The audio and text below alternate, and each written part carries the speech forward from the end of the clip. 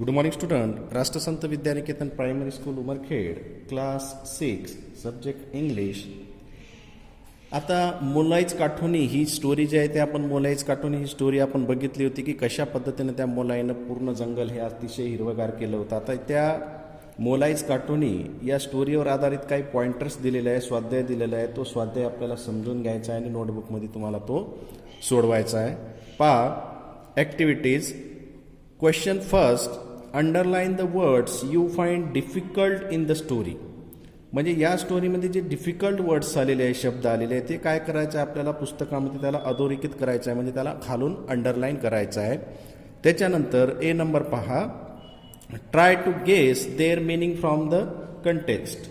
आता आपल्याला काय करायचं आहे की बाबा जो वर्ड्स या ठिकाणी दिलेला आहे त्या स्टोरीमध्ये त्याचं मिनिंग काय आहे व त्याचा अर्थ काय याचा तर्क करण्याचा प्रयत्न करायचा आहे. त्याच्यानंतर बी नंबर पहा, list 10 of the words you find difficult. म्हणजे आपल्याला काय करायची 10 डिफिकल्ट वर्डची लिस्ट बनवायची आहे. त्याच्यानंतर look them up in a dictionary. आणि त्याचे जो अर्थ आहे तो अर्थ आपल्याला डिक्शनरीमध्ये शोधायचा आहे. Present the meaning in the classroom. आणि त्याचा जो अर्थ आहे आपल्याला काय करायचा आहे क्लासरूममध्ये प्रेझेंट करायचा आहे, क्लासरूममध्ये सांगायचा आहे. ठीक आहे. त्याच्यानंतर सी नंबर पहा, form groups of 5-8, compare the list of difficult words. आता आपल्याला 5 ते 8 जणांचा ग्रुप करायचा आहे आणि जे डिफिकल्ट वर्ड्स आहे ते डिफिकल्ट वर्ड्स लिहिल्यानंतर त्याने आपण लिहिल्यानंतर काय करायचं ते कम्पेअर करायचं आपल्याला. ठीक आहे. And their meaning. आणि त्याचा अर्थ काय ते आपण काय करायचं समजून घ्यायचं एकमेकाचे लिहिलेले शब्द. List the words whose meaning are not clear to the group and ask for your teachers help. आपल्याला काय करायचं ते ग्रुपमध्ये चर्चा केल्यानंतर जर अर्थ तुम्हाला समजलाच नाही तर त्यावेळेस तुम्हाला काय करायचं आहे शिक्षकांची मदत घ्यायची आहे आणि त्याचा अर्थ शोधायचा आहे आणि समजून घ्यायचा आहे. ठीक आहे. त्याच्यानंतर क्वेश्चन 2 पहा, find answer of the following question from the passage. आता पॅसेजवर आधारित काही आपल्याला क्वेश्चन या ठिकाणी दिलेले आहे आणि त्या क्वेश्चनचे आन्सर सुद्धा त्या ठिकाणी आहे. तुम्हाला ते क्वेश्चन समजून घ्यायचं आहे पहा आणि त्याचे आन्सर सुद्धा समजून घ्यायचे आहे. फर्स्ट नंबर पहा, what terrible sight did you Molai see. आता सी म्हणजे पाहणी. आता कोणतं भयंकर दृश्य मोलाईनं पाहिलं होतं, कोणतं भयंकर दृश्य मोलाईनं पाहिलं होतं. Answer, Molai saw 1000 of snakes lay dead on one of the sandbars. आता त्या वाळूच्या ढिगाऱ्यावर त्या ठिकाणी बघितलं त्याने की असे 1000 स्नेक म्हणजे साप त्या ठिकाणी मरून पडलेले, असं भयानक दृश्य त्या मोलाईनं बघितलं. त्याच्यानंतर सेकंड नंबर पहा, what did many of forest department people and village elders advise. आता मोलाईला फॉरेस्ट डिपार्टमेंटचे लोक आणि गावातील जे म्हातारे लोक असेल, जुने लोक असेल, त्या लोकांनी त्यांना काय समजावून सांगितलं, काय ॲडवाईस दिली बा मनुष्याने या ठिकाणी म्हटलेलं आहे. त्यांनी म्हटलेलं आहे आन्सर पहा, many of forest department people and village elders advised him not to waste his time in growing trees. म्हणजे तू बाबा काय याच्यामध्ये काय वेस्ट टाइम काय करत बसू नको, कारण ते या ठिकाणी कोणतंही वनस्पती प्लांट वापरणार नाही. अशा पद्धतीनं तू तुझा वेळ काय वाया घालवू नको मनुष्याने ते म्हातारे लोक आणि फॉरेस्ट डिपार्टमेंटच्या लोकांनी त्याला सांगितलं. 3 number, what trees did Molai plant at the beginning. आता सर्वप्रथम कोणते प्लांट लावायला सुरुवात केली मोलाईनं. Answer, at the beginning Molai planted bamboos. म्हणजे सर्वप्रथम त्यानं काय केलं की त्या ठिकाणी बांबूचे जे रोपटे आहे ते बांबूचे रोपटे त्या ठिकाणी लावायला सुरुवात केली. त्याच्यानंतर 4 नंबर पहा, apart from the sapling what else did Molai carry to the island. आता या ठिकाणी काय सांगितलेले आहे पहा की सॅपलिंग सोडून त्यांनी कोणते अजून काय काय त्या ठिकाणी केलं बा. ते सॅपलिंग म्हणजे नुसते झाडच लावले का किंवा झाडं लावले याच्या व्यतिरिक्त अजून त्या मोलाईने त्या ठिकाणी काय काय केलेले आहे. आन्सर आहे, apart from the saplings Molai carried to the island good soil, heaps of ants and different types of grasses. त्यानं नुसतं झाडच लावले नाही तर वेगवेगळ्या चांगल्या पद्धतीची माती त्या ठिकाणी घेऊन गेला. त्याच्यानंतर मुंग्या त्या ठिकाणी घेऊन गेला, कारण तर मातीसाठी मुंग्या ह्या अतिशय आवश्यक होत्या. आणि वेगवेगळ्या प्रकारचं अलग अलग डिफरंट टाईप्स ऑफ ग्रासेस म्हणजे गवतसुद्धा त्या ठिकाणी तो घेऊन गेला. त्याच्यानंतर 5 नंबर पहा, what other things came to the island with the trees. आता या ठिकाणी काय म्हणले की बाकीच्या कोणत्या गोष्टी त्या झाडामुळे आल्या म्हणते की what other things came to the island with the trees, म्हणजे झाडाच्या व्यतिरिक्त अजून कोणत्या गोष्टी त्या ठिकाणी आलेल्या आहेत.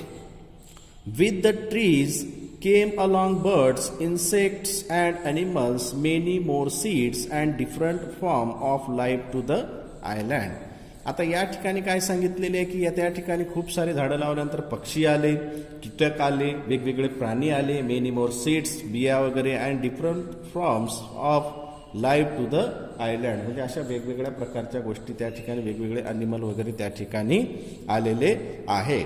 त्याच्यानंतर 6 नंबर पहा. How much area does Molai Kathoni cover today, आणि मोलाईनं त्या ठिकाणी एकूण किती जमीन किंवा किती जमिनीवर त्यानं बुवा ते प्लांट केलेले आहे, किती जमिनीवर त्यानं ते झाडं वगैरे लावलेले आहे. मग किती एकरवर त्यानं झाडं लावलेले आहे पहा. Today Molai Kathoni covers and area of nearly 1500 acres, म्हणजे जवळपास 1500 एकरचा जो एरिया आहे त्यानं आजच्या काळाला 1500 एकरचा एरियामध्ये त्यानं काय केलेले आहे ते जंगल तयार केलेले आहे, जंगलचं निर्माण केलेले आहे. त्याच्यानंतर 7 नंबर पहा. What do the elephant visit show. आता हत्तींची भेट का बरं दर्शवतात या ठिकाणी, का बरं दर्शवतात हत्तीची भेट. Answer. The elephant visit show that the whole forest is in very good condition, well ground. आता या ठिकाणी चांगली कंडिशन असल्यामुळे त्यांना खायला वगैरे भेटत असल्यामुळे, पाणी वगैरे असल्यामुळे त्या ठिकाणी ते व्हिजिटसाठी त्या ठिकाणी यायचे, म्हणून त्यांची भेट त्या ठिकाणी दर्शवते. आता 8 नंबर पहा. व्हॉट हार्डशिप डिड मोलाई सफर ऑन द आयलँड. आता मोलाईला त्या बेटावर कोणत्या प्रॉब्लेमला सामोरे जावे लागले, कारण तर काय डायरेक्टली जाऊन शाने तो झाड काही नाही, माणसाला कोणतेही कार्य करायचं म्हणल्यानंतर बऱ्याचशा गोष्टीला सामोरे जावं लागते.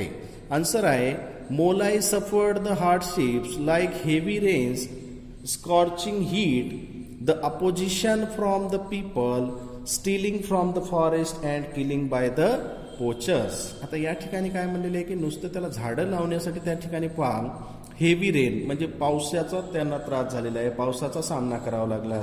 स्कोर्चिंग हीट, उन्हाचा त्याला सामना करावा लागलेला आहे.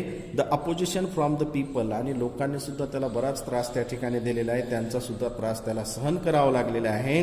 Stealing from the forest and killing by the poachers, म्हणजे काही लोकांनी त्याला मारण्याची सुद्धा धमकी त्या ठिकाणी दिलेली होती. त्याच्यानंतर 9 नंबर पहा. What did the elephant destroy. आता हत्तीने कशाचा नाश केला होता, कशाचा नाश केला होता. आन्सर आहे the elephant destroy the rice fields and the huts on their way, म्हणजे ज्या वेळेस ते हत्ती यायचे त्यावेळेस जे भाताची शेतं आहे ते भाताची शेताचे नुकसान करायचे, आणि जे झोपड्या वगैरे त्या झोपड्यांचं सुद्धा नुकसान करायचे. ज्या पद्धतीनं मोलायचं सुद्धा त्या ठिकाणी झोपडं त्यांनी मोडलेले होतं. त्याच्यानंतर 10 नंबर आहे. What does Molai keep for his own living. आता मोलाईने स्वतःचा उदरनिर्वाह भागवण्यासाठी काय बरं केलं होतं, म्हणजे नुसतं काय झाडं लावल्यामुळे काय थोडंच पोट भरणार आहे, मग त्याला उदरनिर्वाह करण्यासाठी त्याला सुद्धा आर्थिक गोष्टी, खाण्यापिण्यासाठी गोष्टी लागतात. मग तो काय केला बाप. आन्सर आहे Molai keeps cattle for his own living. आता मोलाईनं काय केलं की स्वतःचा उदरनिर्वाह भागण्यासाठी गायी पाळल्या होत्या त्या ठिकाणी. ठीक आहे. 11 number. What is Molai's message to the world. आता मोलाईनं जगाला कोणता संदेश दिलेला आहे या ठिकाणी, कोणता सल्ला दिलेला आहे पहा. Answer. Molai message says that each one of us should plant and grow at least 2 trees. Trees will help us to breathe happily. आता काय सांगितलेलं आहे की बा मोलाईनं लोकांना सल्ला दिलेला आहे की बा कमीत कमी एकाने 2 झाडं तरी त्या ठिकाणी काय केले पाहिजे, लावले पाहिजे, असा हा मोलाचा सल्ला त्या काठोनीनं लोकांना, या जगातल्या लोकांना, या भारतातल्या लोकांना त्यांनी सल्ला दिलेले आहे. आता आपण इथपर्यंत क्वेश्चन 2 पर्यंत आपण हे बघितलेलं आहे. आता क्वेश्चन 3 आपण नेक्स्ट पिरियडमध्ये पाहूया. ठीक आहे. थँक्यू.